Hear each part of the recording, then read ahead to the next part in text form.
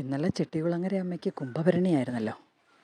ഇന്നലെ നമുക്ക് പോയി കഴിഞ്ഞാൽ ഭയങ്കര തിരക്കായിരിക്കും. അതുകൊണ്ട് ഞാൻ അശ്വതിയുടെ അന്ന് പോയി തൊഴുതായിരുന്നു. തൊഴുതിട്ട് വെളിയിലേക്ക് റോഡിലേക്ക് ഇറങ്ങിയപ്പോഴത്തേക്കിനുമാണ് രണ്ട് സൈഡിലും നിറച്ച് ഉണക്കക്കൊഞ്ചും മാങ്ങയും വിൽക്കാൻ വെച്ചിരിക്കുന്നു. എല്ലാവർക്കും അറിയാമല്ലോ അവിടുത്തെ ഐതിഹ്യം. ചെട്ടികുളങ്ങര കുംഭഭരണിക്ക് കൊഞ്ചും മാങ്ങയും വെക്കാത്ത ഒരു വീട് പോലും ഉണ്ടാവില്ലെന്നാണ് പറയുന്നത്. ഇങ്ങ് കായംകുളം വരെ വഴിയോരത്തെല്ലാം കൊഞ്ചും മാങ്ങയും വിൽപ്പനയ്ക്കുണ്ടായിരുന്നു. ഞാൻ ഇതുവരെ ഉണ്ടാക്കാത്ത ഒരൈറ്റമാണ്. എന്നാൽ പിന്നെ കുറച്ച് ഉണക്കക്കൊഞ്ച് വാങ്ങിച്ചേക്കാമെന്ന് വിചാരിച്ചു. മാങ്ങ പിന്നെ നമ്മുടെ വീട്ടിലുണ്ടല്ലോ. ഞാൻ ഇതുവരെ ഉണക്കക്കൊഞ്ചും മാങ്ങയും വെച്ചിട്ടില്ല. എന്നാൽ പിന്നെ ഒന്ന് വാങ്ങിച്ച് ഉണ്ടാക്കി നോക്കാമെന്ന് വിചാരിച്ചു. അങ്ങനെ ഇന്നലെ ഭരണി നാളിൽ തന്നെ രാവിലെ മാങ്ങ പറിക്കാനായിട്ട് ഇറങ്ങി. നമ്മുടെ മാവിലെ മാങ്ങ കൊച്ചു കിളിച്ചുണ്ടൻ മാങ്ങയാണേ.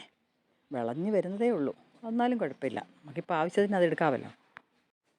അങ്ങനെ ഉള്ളതിൽ വിളഞ്ഞത് നോക്കി 3-4 മാങ്ങ പറിച്ചെടുത്തു. ഈ കൊച്ചു കിളിച്ചുണ്ടൻ മാങ്ങ അച്ചാറിടാനൊക്കെ ബെസ്റ്റാണേ. നല്ല ദിശക്കട്ടിയുള്ള മാങ്ങയാണ്. വെന്തങ്ങനെ അലിന്ന് പോവുകയൊന്നുമില്ല, നല്ല കഷ്ണമായിട്ട് കിടക്കും.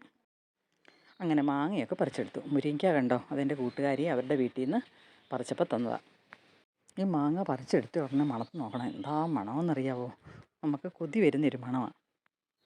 ഇനി നമുക്ക് ഉണക്കക്കൊഞ്ച് വറുത്തെടുക്കാം. ഇത് ഞാൻ എൻ്റെ സ്റ്റൈലിൽ ഉണ്ടാക്കുന്നതാണ് കാണിക്കുന്നതേ. ഓരോരുത്തർക്കും അവരുടേതായ രീതി കാണുമല്ലോ. ഇതാ കൊഞ്ച് വറുത്തെടുത്തിട്ടുണ്ടേ. ഇതിനൊരു മണം വരും, അപ്പോഴാണ് നമുക്ക് അതിൻ്റെ പരുവം മനസ്സിലാവുന്നത്. ഇനി ഇതൊന്ന് ആറാൻ വയ്ക്കാം. ഇതിൻ്റെ തലയും വാലും കളയുന്നത് അത്ര എളുപ്പമല്ല കേട്ടോ. പണ്ട് മുറത്തിനകത്തിട്ടിട്ട് ചിരട്ട കൊണ്ട് ഉരയ്ക്കും, എന്നിട്ട് പേറ്റി എടുക്കുകയാണ് ചെയ്യുന്നത്. ഇല്ലെങ്കിൽ കയ്യിലൊക്കെ ഇതിൻ്റെ മുള്ള് കുത്തിക്കയറും. ഞാൻ പിന്നെ ഒരു കിറ്റ് കൊണ്ട് ഉരച്ചെടുത്തിട്ട് പേറ്റി എടുത്തിട്ടുണ്ട്. ഇതിന് കൊഞ്ചിൻ്റെ പരിപ്പെന്ന് പറഞ്ഞത്. ഇത് നന്നായിട്ട് കഴുകിയെടുക്കാം. ഇനി നമുക്കിതിന് വേണ്ടിയിട്ട് 2 മാങ്ങയാണ് തൊലി എത്തിയെടുക്കുന്നത്. ഇതുപോലെ വേണം തൊലി എത്താൻ, മൊത്തം തൊലി എത്തിക്കളയരുത്. ഇതുപോലെ കഷ്ണമാക്കി എടുക്കുക. അപ്പോൾ 2 കൊഞ്ചും റെഡിയായി, മാങ്ങായും റെഡിയായി. പിന്നെ അതിൻ്റെ കൂടെ 2 പച്ചമുളകും കൂടെ ചേർക്കുന്നുണ്ട്. പച്ചമുളക് കീറത്തില്ല, ഒന്ന് പിച്ചാത്തിയുടെ മുന കൊണ്ടൊന്ന് കുത്തത്തേ ഉള്ളൂ. ഇനി നമുക്ക് അരപ്പ് റെഡിയാക്കാം. 1 കപ്പ് തേങ്ങ ഉപയോഗിക്കുന്നത്. അതിൻ്റെ കൂടെ കുറച്ച് ഉള്ളി, 2 അല്ലി വെളുത്തുള്ളി, 1 കഷ്ണം ഇഞ്ചി, ഇത്തിരി കറിവേപ്പില, പിന്നെ ഒരു 2 സ്പൂൺ നിറച്ച് മുളക് പൊടി ചേർക്കും.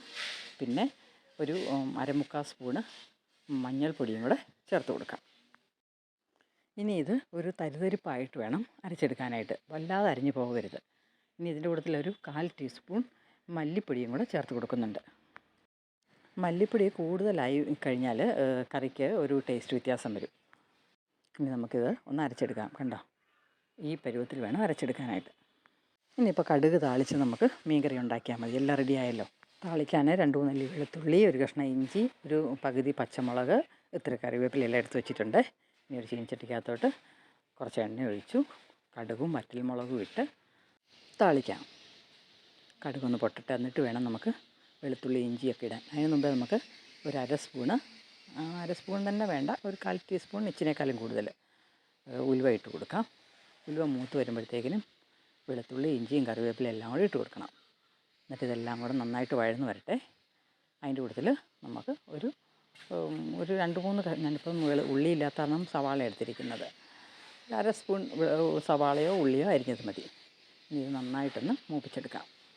ഞാൻ മീൻചട്ടിക്കകത്ത് കടുക് താളിക്കത്തില്ല. കാരണം മീൻചട്ടിക്കകത്ത് കടുക് താളിക്കുമ്പോൾ പെട്ടെന്ന് ചട്ടി പൊട്ടിപ്പോകുന്നു.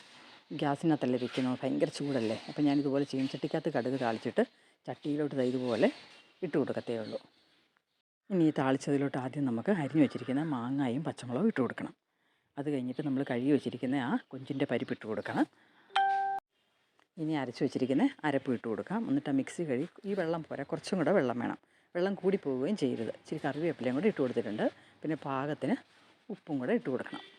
കാരണം കുംഭഭരണിയുടെ കൊഞ്ചും മാങ്ങയെന്ന് പറഞ്ഞാൽ വറ്റി വേണം ഇരിക്കാനായിട്ട്, ചാറ് ഉണ്ടാകാൻ പാടില്ല. ഇത് വറ്റി ഇതെല്ലാം കൂടെ യോജിച്ച് വറ്റിയിരിക്കണം. അതുകൊണ്ട് അതിനാവശ്യത്തിനുള്ള വെള്ളമേ ഒഴിച്ചു കൊടുക്കാവുള്ളൂ. ഇനി എല്ലാം കൂടെ നന്നായിട്ട് യോജിപ്പിച്ച് തിളയ്ക്കട്ടെ. തിളച്ച് കഴിയുമ്പോൾ അടച്ച് വെച്ച് വേവിക്കാം. പിന്നെ എരിവ് കൂടുതൽ വേണ്ടവർക്ക് കൂടുതൽ പച്ചമുളകൊക്കെ വേണമെങ്കിൽ ഇട്ട് കൊടുക്കാമേ.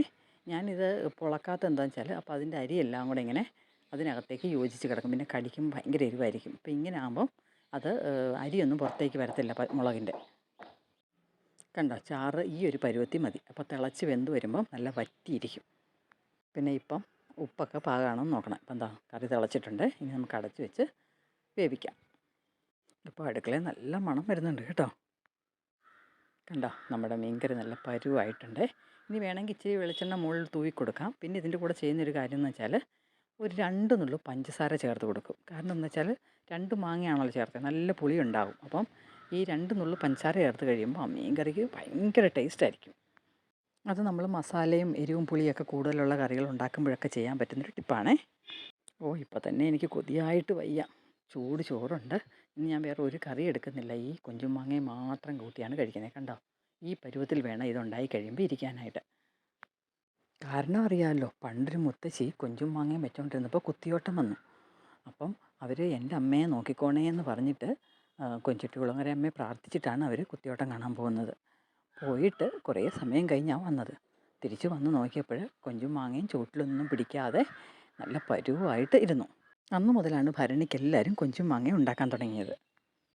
അപ്പോൾ ഇപ്പം മാങ്ങയുടെ സീസണാണല്ലോ, ഭരണിയൊക്കെ കഴിഞ്ഞു. എന്നാലും എല്ലാവരും ഉണ്ടാക്കി നോക്കണേ.